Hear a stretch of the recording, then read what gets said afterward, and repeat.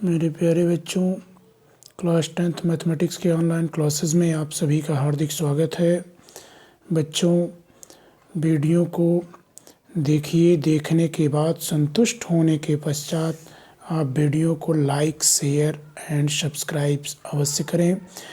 तो बच्चों, class 10th mathematics में हम चैप्टर 1 में बता रहे थे वास्तविक संख्याओं के बारे में, जिसमें वीडियो के पार्ट 1 में हम बताए थे वास्तविक संख्याओं के पहले प्राकृतिक संख्याएं, पूर्ण संख्याएं, परिमेय संख्याएं, पूर्णांक और अपरिमेय संख्याओं के साथ साथ हम वास्तविक संख्याओं के बारे में भी बताए थे।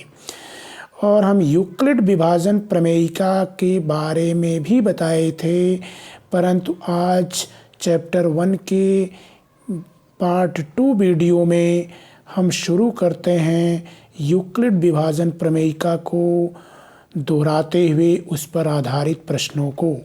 यूक्लिड विभाजन प्रमेयिका में बताए थे बच्चों कि यदि हमारे पास a और b दो धनात्मक पूर्णांक हों, यदि a और b दो धनात्मक पूर्णांक हों परंतु a b से बड़ा हो, यदि हम a में b से भाग दें तो भागफल q प्राप्त हो और शेष फल r प्राप्त हो, तो हम ये कहते हैं कि a बराबर BQ प्लस R, जहाँ a को कहते हैं भाज्य, a को क्या कहते हैं भाज्य, और b को कहते हैं भाजक, b को भाजक, q को भागफल कहते हैं और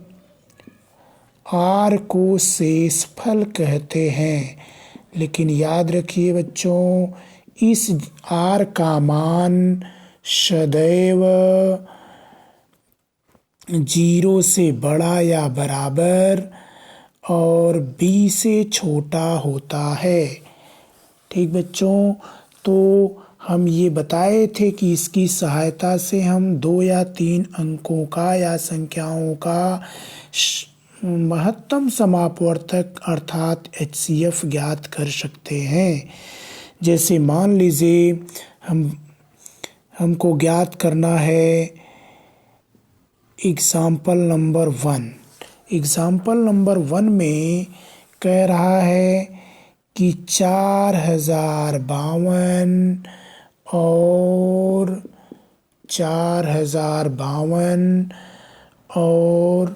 12,576 का HCF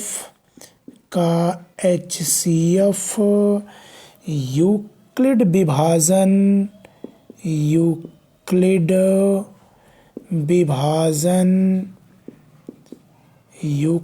विभाजन एल्गोरिथ्म का या प्रमेयिका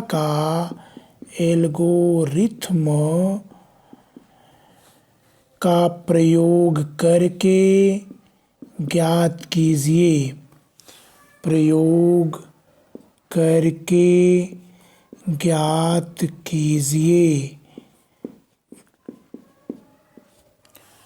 तो प्रश्न हमारा यही है बच्चों। तो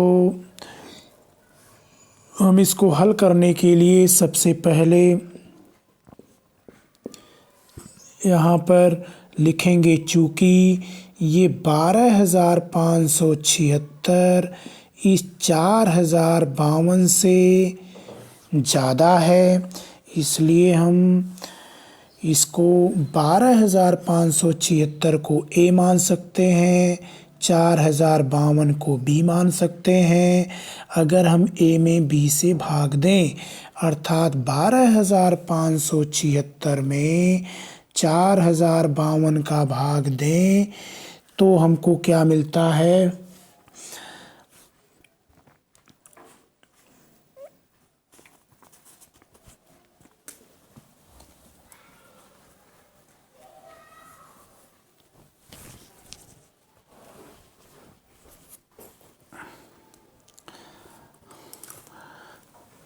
देखिए बेटा, स्टेप फर्स्ट में जब ये 12,576 बड़ा हो गया 4052 से, तो यूक्लिड विभाजन प्रमेयिका से यूक्लिड विभाजन प्रमेयिका से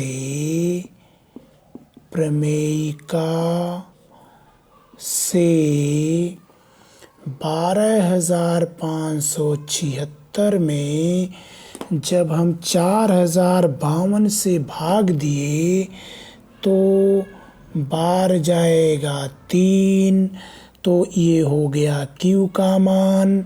और जब शेषफल देखते हैं तो 420 मिलता है। तो बेटा हम इस प्रक्रिया को तब तक करते हैं जब तक शेषफल 0 न प्राप्त हो जाए। तो अब हम यहाँ लिखेंगे, चूँकि यह शेषफल 420 नॉट इक्वल टू 0 है, इसलिए पुनः यूक्लिड विभाजन प्रमेयिका से, इसलिए स्टेप सेकंड में यूक्लिड विभाजन प्रमेयिका से 4052 बराबर होगा, यानी इस 4052 में हम 420 से भाग दे दें तो हमको मिलेगा भागफल 9, अर्थात Q का मान 9 मिला और शेष फल मिला 272। अब फिर लिखेंगे बच्चों कि चूँकि 272 0 के बराबर नहीं आया, इसलिए हम स्टेप थर्ड का प्रयोग करते हैं। स्टेप थर्ड में लिखेंगे कि ये 420 जो है, 420 बराबर 272 का जब भाग देते हैं 2 बार ले जाएंगे तो ज़्यादा हो जाएगा, इसलिए 1 बार ले गए और शेष फल मिल गया हमको 148। जब 148 शेष फल मिला तो हम लिखेंगे, चूँकि 148 0 के बराबर नहीं है, इसलिए हम स्टेप फोर्थ का प्रयोग करते हैं और ये लिखते हैं कि 272 बराबर, अर्थात इस 272 में इस 148 का भाग देंगे और 2 बार ले जाएंगे तो 296 हो जाएगा, अर्थात ज़्यादा हो जाएगा, इसलिए 1 बार ले गए तो हमको शेषफल मिल गया 124। तो बच्चों अभी भी हम ये देखते हैं कि यह 124 0 के बराबर नहीं आया। जब 0 के बराबर नहीं आया तो हम नेक्स्ट स्टेप 5 में चलते हैं और ये लिखते हैं कि यह 148 बराबर 124 गुणे 1। क्यों? क्योंकि जब 148 में 124 का भाग देंगे तो 1 बार जाएगा तो Q का मान 1 होगा और शेषफल हमारा बचेगा 24। परंतु बच्चों फिर देखिए कि ये 24 तो 0 आया नहीं। जब 0 आया नहीं तो हम फिर नेक्स्ट स्टेप में बढ़ते हैं, स्टेप 6 जिसको कहते हैं, और इस 124 में 24 का भाग देते हैं तो हमको 5 बार जाता है, 24 बच्चे 120 और शेष बचता है 4। परंतु बच्चों ये 4 फिर 0 नहीं आया। जब 4 0 नहीं आया तो नेक्स्ट स्टेप 7th में चलते हैं और इस 24 में भाग देते हैं 4 से और बार जाता है 6 और शेष फल मिलता है 0, क्योंकि 4 6 24 होता है। 24 में 24 घटाएंगे तो शेष फल 0 हो जाएगा। जब शेष फल 0 हो गया तो यहाँ लिखेंगे बच्चों कि यहाँ शेष फल R बराबर 0 मिला। इसलिए यहीं पर हम इस प्रक्रिया को समाप्त करते हैं और हमारा भाजक अर्थात 4 से जब हम भाग दिए तो शेषफल 0 आया, तो HCF क्या होगा 4। अतः 12,576 और 4,052 का HCF बराबर हो जाएगा बच्चों 4। क्यों? क्योंकि 4 से भाग देने पर शेषफल 0 प्राप्त हुआ।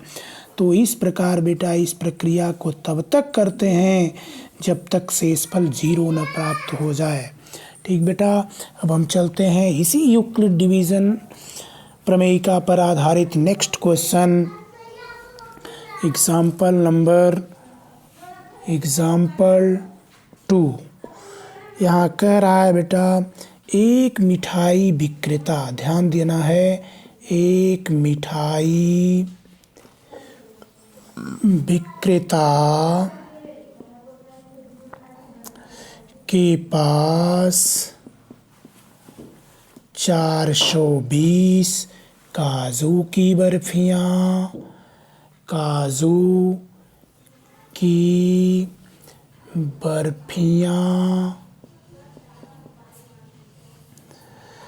और 130 बादाम की बर्फियाँ और 130 बादाम की बर्फियाँ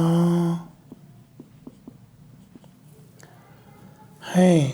वह इनकी ऐसी ढेरियाँ बनाना चाहता है, वह इनकी ऐसी ढेरियाँ बनाना चाहता है, ऐसी ढेरियाँ बनाना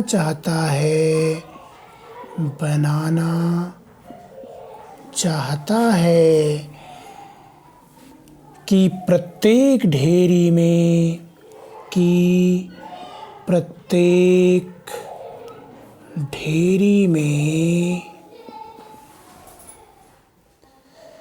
बर्फियों की संख्या समान रहे, बर्फियों की संख्या समान रहे तथा ये ढेरियाँ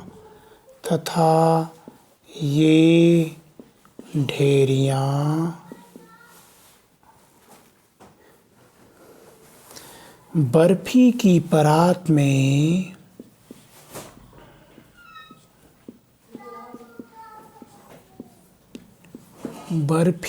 परात में न्यूनतम स्थान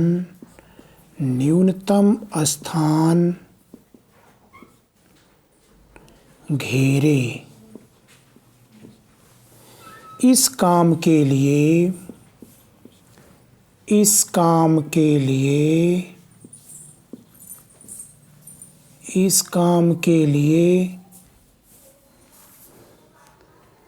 प्रत्येक ढेरी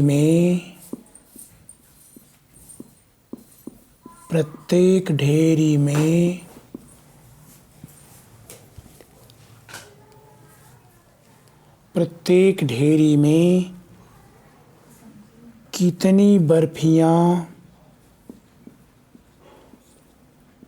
कितनी बर्फियाँ रखी जा सकती हैं।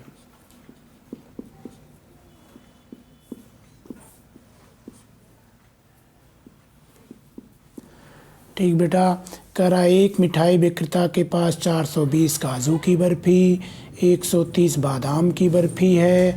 वह इनकी ऐसी ढेरियाँ बनाना चाहता है कि प्रत्येक ढेरी में बर्फ़ियों की संख्या समान रहे तथा ये ढेरियाँ बर्फ़ी की परात में न्यूनतम स्थान घेरे। इस काम के लिए प्रत्येक ढेरी में कितनी बर्फ़ियाँ रखी जा सकती हैं। इसलिए बच्चों इस क्वेश्चन से हमें स्पष्ट हो रहा है कि न्यूनतम स्थान घेरने की बात कर रहा है और प्रत्येक ढेरी में कितनी बर्फ़ी रखी जा सकती है। तो हम ये कह सकते हैं कि हमें इन दोनों बर्फियों की संख्या अर्थात 420 और 130 का हमको HCF ज्ञात करना है, और वो जो HCF आएगा उतनी ही संख्या में प्रत्येक ढेरी में बर्फियाँ होंगी। तो यहाँ हम ले लेते हैं बच्चों, हमारे पास 420 और 130 दो संख्या है, परंतु 420 और 130 इस प्रकार हैं कि 420 बड़ा है 130 से। तो हम ये कह सकते हैं कि A ग्रेटर देन B, इसलिए स्टेप फर्स्ट में यूक्लिड विभाजन प्रमेयिका से यूक्लिड विभाजन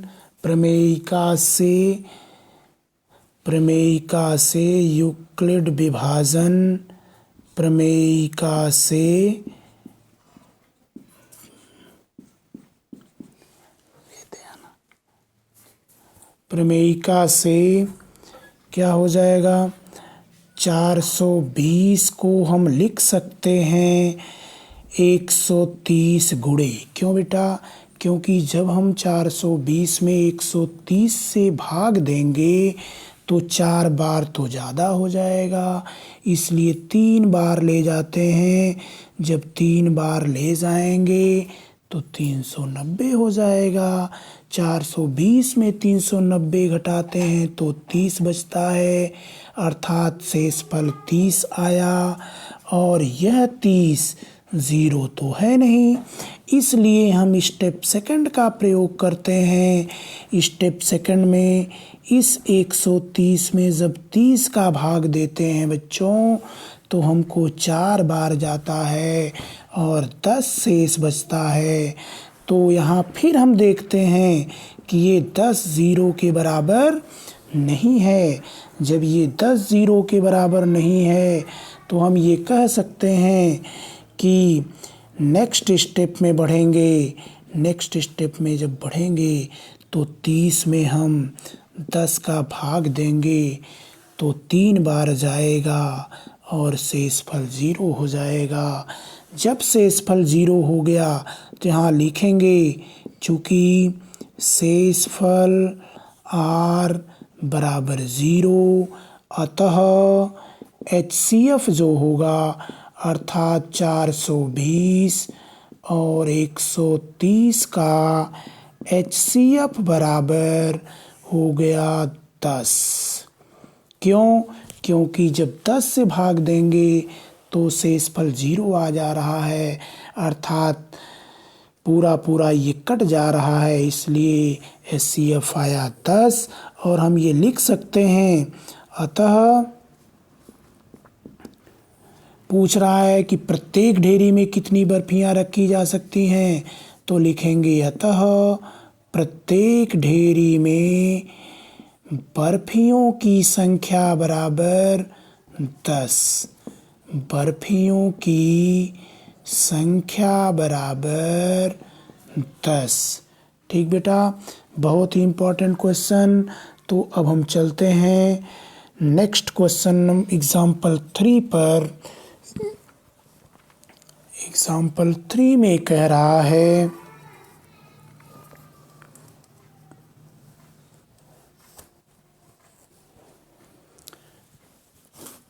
एग्जाम्पल 3 में करा एक कमरे की लंबाई, चौड़ाई और ऊंचाई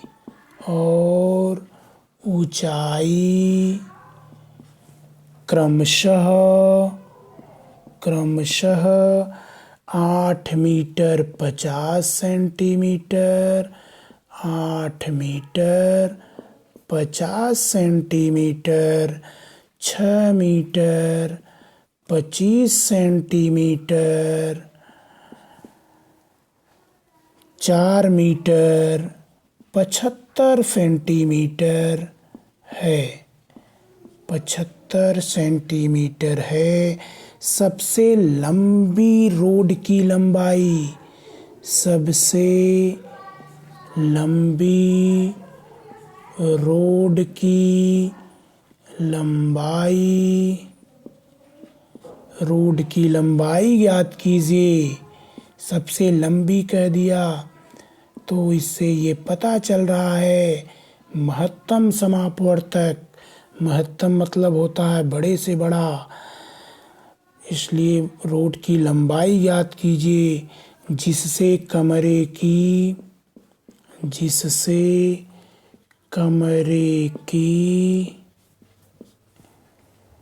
बीमाएं पूर्ण रूप से मापी जा सकें, पूर्ण रूप से मापी जा सकती हैं, मापी जा सकती हैं। तो इसके लिए बच्चों हमको ज्ञात करना है HCF अर्थात मास। अब एक चीज़ आप जानिए, यूक्लिड विभाजन प्रमेयिका से भी कर सकते हैं। जब कहेगा यूक्लिड विभाजन प्रमेयिका की सहायता से तो आप उससे करेंगे, नहीं तो आप भाग विधि से भी कर सकते हैं। तो सबसे पहले हम लिखेंगे बच्चों, दिया है लंबाई बराबर 8 मीटर 50 सेंटीमीटर, तो अर्थात 850 सेंटीमीटर, और चौड़ाई बराबर 6 metre 25 centimetre, 6 metre 25 centimetre, 625 centimetre.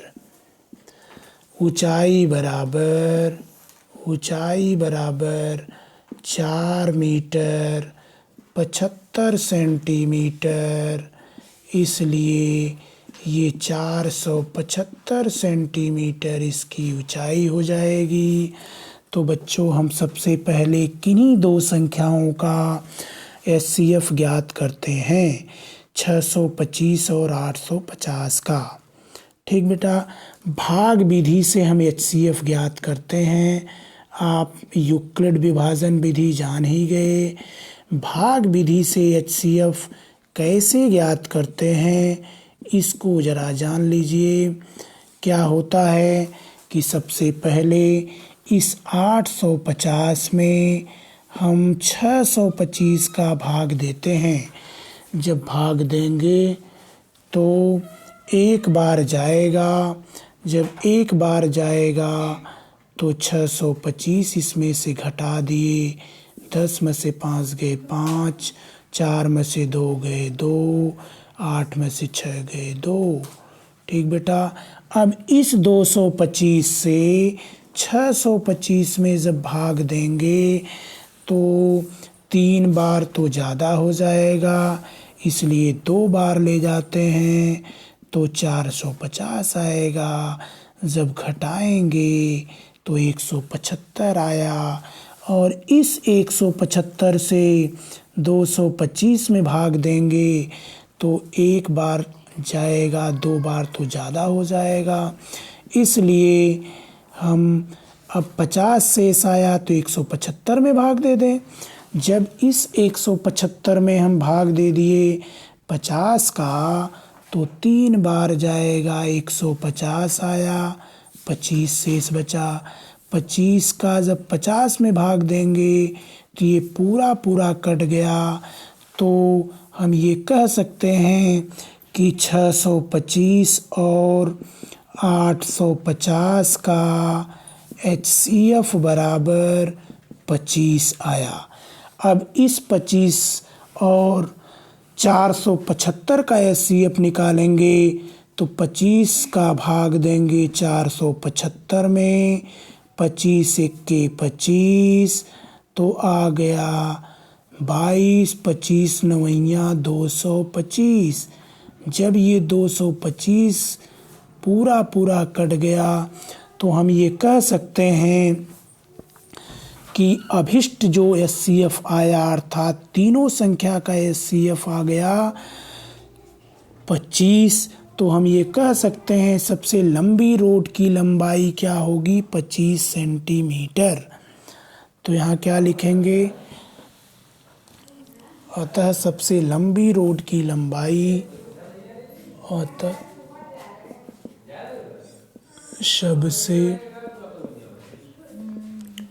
लंबी रोड की लंबाई, सबसे लंबी रोड की लंबाई बराबर 25 सेंटीमीटर।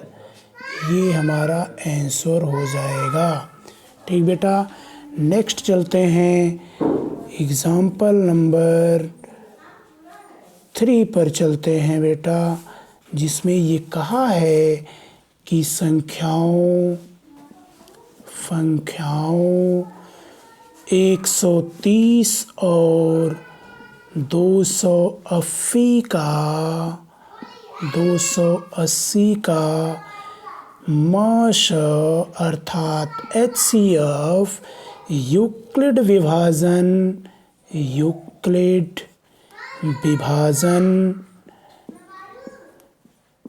एल्गोरिथम से करिए, एल्गोरिथम से ज्ञात कीजिए। तो अभी हम ये बताए विभाजन माने भाग विधि से कैसे करते हैं।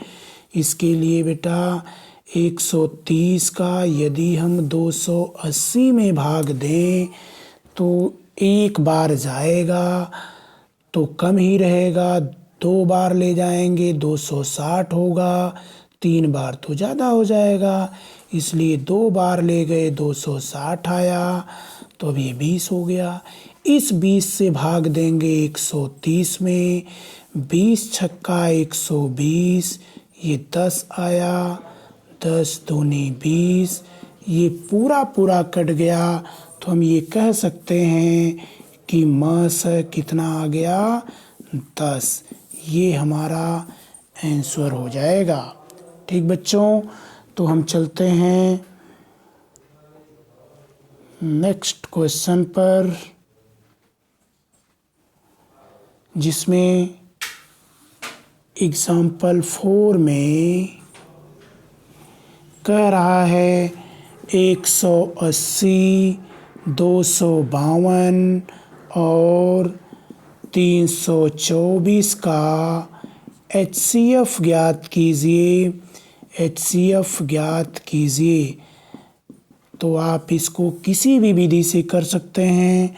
जैसे करने के लिए अगर हम 180 का भाग दे दें 252 में तो एक बार जाएगा, घटा देते हैं अगर तो आ जाएगा 72।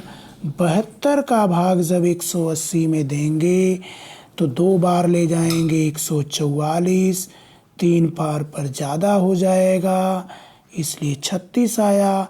इस 36 का अगर 72 में भाग दें तो 2 बार तो ये पूरा कट गया, अर्थात इन दो संख्याओं 180 और 252 का HCF 36 मिला। और यदि हम इस 36 का भाग दे दें 324 में तो कितना बार जाएगा, 9 बार, 9 छक 54, 9 त्रिक 27, 5 32, 9 बार जाएगा, इसलिए ये पूरा कट गया। तो हम ये कह सकते हैं कि तीनों संख्याओं 180 और 252 और 324 का HCF जो होगा वह हो जाएगा 36। ठीक बच्चों, ये हमारा आंसर है, ये हमको ज्ञात करना है। ठीक बच्चों, तो ये हम बताए यूक्लिड विभाजन एल्गोरिथम की सहायता से HCF कैसे ज्ञात करते हैं। अब बेटा बहुत ही मोस्ट इम्पॉर्टेंट क्वेश्चन पर चलते हैं, एग्जाम्पल नंबर 5 पर, जिसमें ये कहा है कि आप सिद्ध कीजिए कि एग्जाम्पल नंबर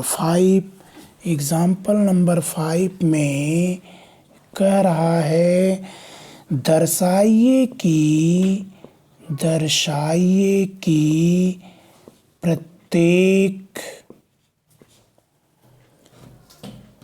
धनात्मक समपूर्णांक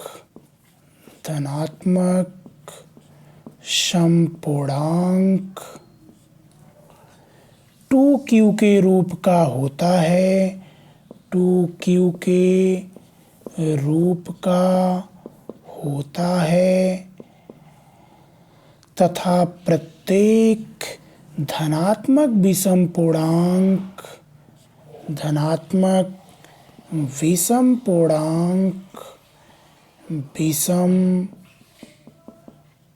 पूर्णांक 2q प्लस 1 के रूप का होता है, 2q प्लस 1 के रूप का होता है, जहाँ q एक पूर्णांक है, q एक पूर्णांक है। तो इसको हल करने के लिए बेटा इस 2q के बारे में विचार कीजिए। 2q हम बताए थे कि यदि a और b दो धनात्मक पूर्णांक हों, a में यदि b से भाग दिया जाए तो भागफल q प्राप्त होता है, शेषफल r प्राप्त होता है। इसलिए अगर हम ये मान लें, माना a कोई धनात्मक पूर्णांक है, a कोई धनात्मक पूर्णांक है तथा b बराबर 2, क्योंकि 2q दिया है जिससे हमें ये पता चल रहा है कि b का मान 2 है। अगर हम इसमें हम ये जानते हैं कि q का मान जो भी होता है वह 0 से बड़ा होता है या 0 भी हो सकता है। अगर हम इस 2q को लिख दें a बराबर 2q प्लस r, परंतु याद रखना है कि इस r का मान सदैव होगा 0 से बड़ा या बराबर और b अर्थात 2 से छोटा ही होगा।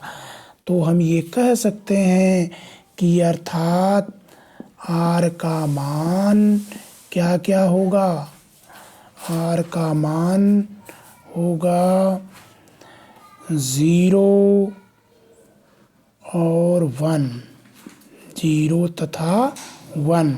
ठीक बेटा, जब 0 और 1 हो गया तो हम ये कह सकते हैं कि